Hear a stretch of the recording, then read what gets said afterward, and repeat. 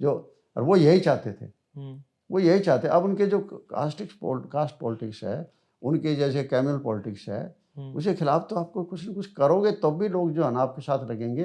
वो करना पड़ेगा, ये बात आपकी ठीक है। ये सोचना पड़ेगा, जो विकल्प बनने वाली पार्टी होगी उसको अब सोचना पड़ेगा भी तुम अकेले कास्ट से बात नहीं बनेगी, अकेले एरिया से बात नहीं बनेगी। ये बात आपने समझाई पर्सनली अभय चौटाला को? नहीं, बात तो अब तक इतनी लंबी चौड़ी ज़्यादा बात हुई नहीं है, जो हुई है तो करिए, बातें करी हैं ये, और करना पड़ेगा, और करेंगे, बिल्कुल करेंगे। और जब मैं अब संरक्षण कौन होता है?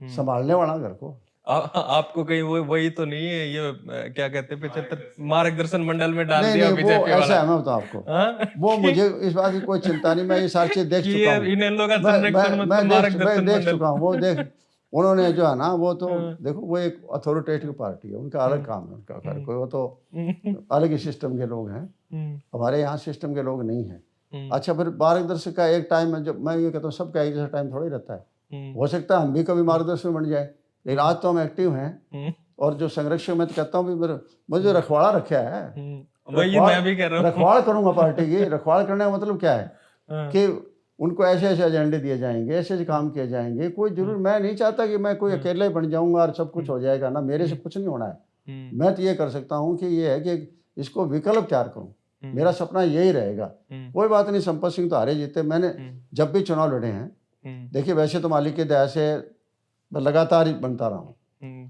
चलो 80 में हार गया, उस टाइम मुझे कोई राजनीतिक तो पार्ट ऑफ कोई ज्ञान नहीं था।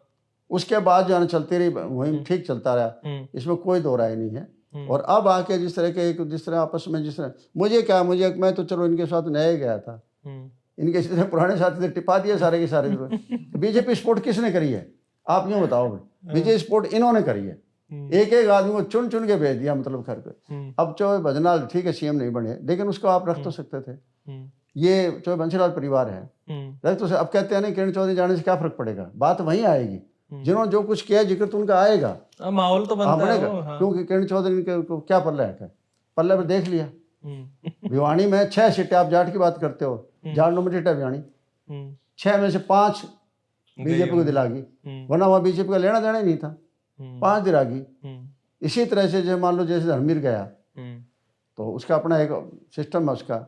राव इंद्रजीत कितने पुराने थे, किस किस का नाम लो आपको, सारे में नाम पहले ले रखेंगे सारे सारे। तो ये गए किसकी वजह से? तो जो आप जो है ना, जो अगर तो आप सॉरी टू इंटरप्ट, 1 मिनट रुकिए। आप हो और ये इतने सारे पॉलिटिकल लीडर चले गए, आप सारा तो मिलके एक आदमी नहीं मारे गए राजनीतिक तौर पर? एक आदमी किसको मारे? मारने तो बीजेपी को चले थे, राजनीतिक तौर पर एक आदमी नहीं मारे गए। नहीं, राजनीतिक तौर पर कोशिश तो ये, लेकिन मारते देखो जिसके पास पावर होगी, 1 मिनट की पावर होगी, वो अगर नहीं संभालना चाहता, केवल अपने तक सीमित रहना चाहता है, तो वो तो मारेगा।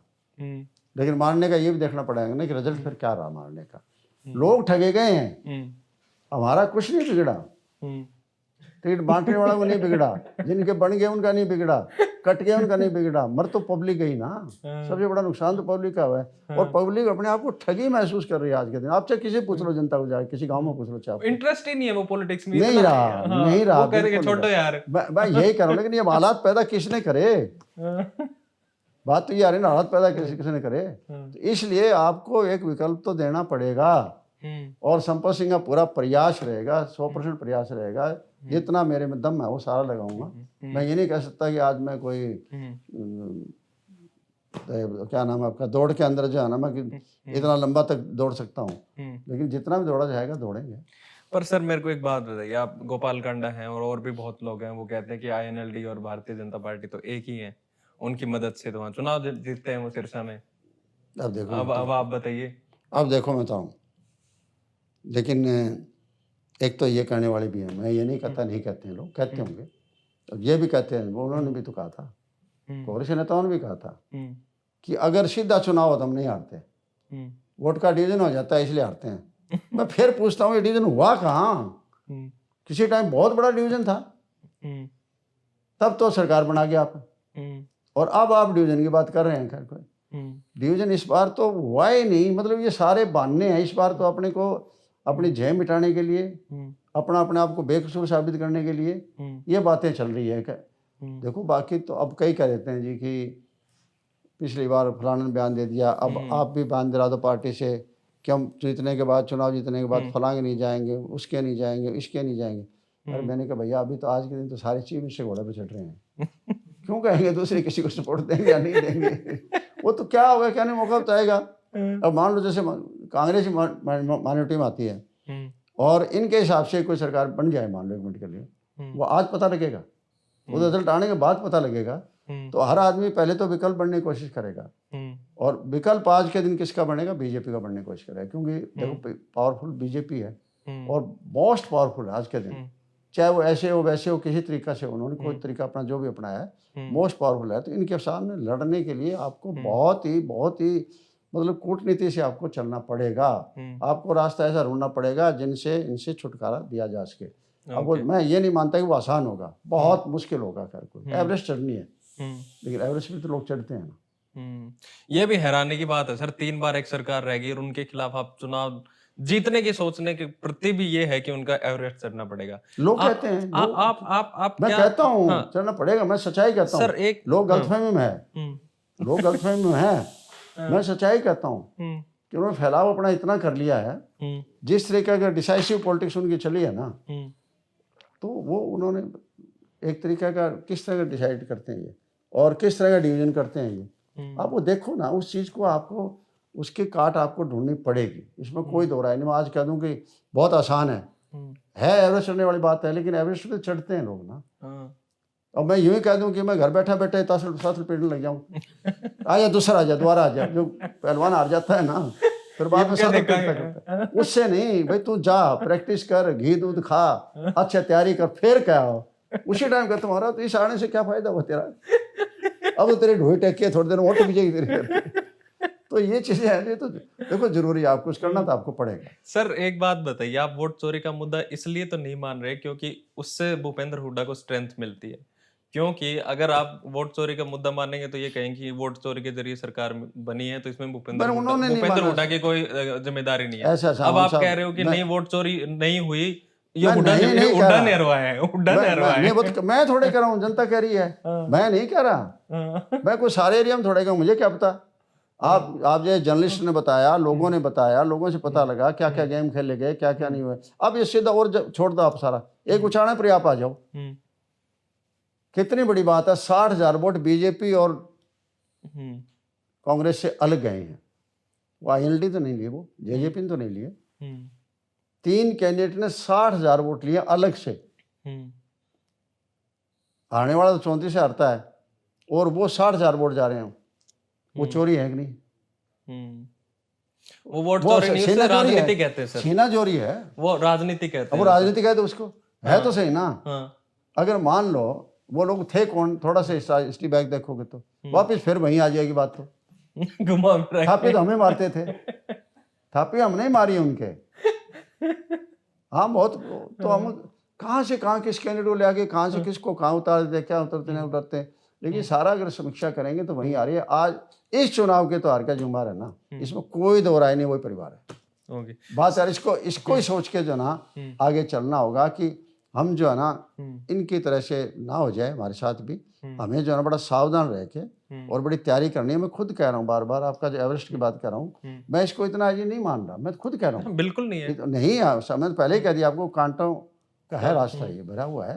अब मेहनत करें, हाँ गलतफहमी हो जाए तो संपत्ति को भी जाए, कोई दिक्कत नहीं, क्या है फलाना क्या है, किसी को भी हो सकती, लेकिन हमने ऐसा, मेरा बैकग्राउंड भी नहीं ऐसा, मैं तो कभी इस तरह की, मैं ना तो ऐसी पोजीशन में कभी पहुंचा कि मैं ही उड़ा दूं और मैं ही ले आऊं, मैं ही कर दूं घर को। मैं तो जो कुछ हुआ है मैं करते रहा हूँ घर को। मैंने तो विपक्ष का नेता रहते हुए चीफ मिनिस्टर के सामने ऐसे ऐसे बोला हूँ कि बाद में मेरे पर रेड डाले गए, इसी कोठे पर रेड डाले गए, और CM ने शाम को बयान दिया कि संपत्ति के मकान पर 100 करोड़ के कागज मिले हैं। ओह माय गॉड, इतने पैसे चौधरी बद्रीनाथ जी ने। यस, मैं विधानसभा में नो कॉन्फिडेंस का मोशन लाता हूँ 25 दिसंबर को, और 25 दिसंबर को लाता हूँ। हम लाते क्यों थे, मैं अपोजिशन लीडर था, 24 साल को लपेटते थे, क्योंकि 16 तो हम थे, 18 चाहिए, तो इसलिए वो भी साथ उनको वोट करना पड़ता था, उसको रेजोल्यूशन को मूव करने के लिए, सिर्फ मूव के लिए होता था, वो मूव हो जाता था। उसके बाद मकसद ये था, हमें पता है कि सरकार तुम नहीं गिरा सकते, लेकिन कहते हैं मोशन क्यों लाते हैं, लाते हैं इसीलिए कि हम अपनी आवाज़ उठाएं, हर डिपार्टमेंट की बात कर सकते हैं, हर इशू पर कर सकते हैं, वरना तो एक इशू पर बात करने देगी सरकार, करने नहीं देगी। ये बिल आया तो इसी पर बोलो और ना बोलो, ये एक तरीका होता है, टैक्टिस होती है। मैंने उस दिन ज़बरदस्ती खिंचाई करी तो उन्होंने कह भी दिया था कि तेरी तो मैं रड़क काटूंगा, तेरे को तो देखूंगा। 2 आदमियों ने कहा था मुझे, और इन्होंने रड़क का फिर पूरा प्रयास करा अपना। 9 जनवरी को, जस्ट 25 के बाद 9 जनवरी को मेरी वाइफ बच्चों को लेकर जा रही थी अजमेर छोड़ने के लिए, छुट्टियां थी उन दिनों, सर्दियों में छुट्टी होती है जैसे, सुबह 7 बजे की बात है, गौरव और सौरभ दोनों मेव पढ़ते थे। तो यहाँ सुबह 7 बजे पुलिस आ गई, मैं था रोहतक मीटिंग में गया था, यहाँ भी 29 प्लेसेस पर, यू वोंट बिलीव, 29 जगह, क्योंकि मैं कैबिनेट मिनिस्टर उधर जाता तो डीएसपी से नीचे जा नहीं सकते थे। मधुबन से डीएसपी इकट्ठे करके मेरे जो भी रिश्तेदार थे या मित्र दोस्त थे, आपके पास बैठना था, आपके भी, हाँ एक जर्नलिस्ट भी उसमें आ गए थे, वो आजकल तो चलो इन्हीं पे पूरा निकालते हैं काफ़ी सालों से, मिस्टर ऋषि सैनी, वो भी उसके, क्योंकि उसके मेरे घर पे जो टेलीफोन थे ना मेले वाले, वहाँ शिफ्ट किए हुए थे, तो मुझे जरूरत नहीं थी, 2 टेलीफोन थे, एक टेलीफोन उनको दे रखा था, वो न्यूज़पेपर निकालते थे वहाँ, उनको दे दिया था एक, ठीक है, अपना बिल वही भरते थे। उसका वो आ गया, उसके भी घर, उसके बहन वही डॉक्टर थे, यूनिवर्सिटी में प्रोफेसर थे, उनके घर, जहाँ शहर में हम कहीं चाय पीने जाया करते, बैठा करते किसी के, तो उसके घर इतने डाले। अल्टीमेटली उस टाइम मैंने कहा था कि मेरा हाउस के सिवाय कोई भी चीज़ मेरी हो ना, तो चाहे भजनाल जी और जो कंप्लेंट करने वाले कौन थे, चौड़ा साहब के छोटे भाई प्रताप सिंह, उसको यूज किया उन्होंने। चलो जैसे था वो बात होगी, मतलब कहने का कि वो कह दी, मैंने कहा मेरा मकान है ये तो मैं दूँ नहीं, बाकी सारी प्रॉपर्टी ले लूँगा जितनी भी है आपकी, और यही अल्टीमेटली मकान का ही चलान किया गया। अच्छा। और तो ठीक है, मैं राजनीति में आया हूँ, लेकिन थोड़ा बहुत तो कुछ सीखा है। मैंने बाकायदा उसकी वैल्यूएशन कराई हुई थी, इनकम टैक्स रिटर्न फाइल की थी, सब कुछ था, सब लोग आए, बयान दिए, लंबा चला, लेकिन बहुत भुगता। 93 से लेकर 2002 में जाके निपटा था यहाँ।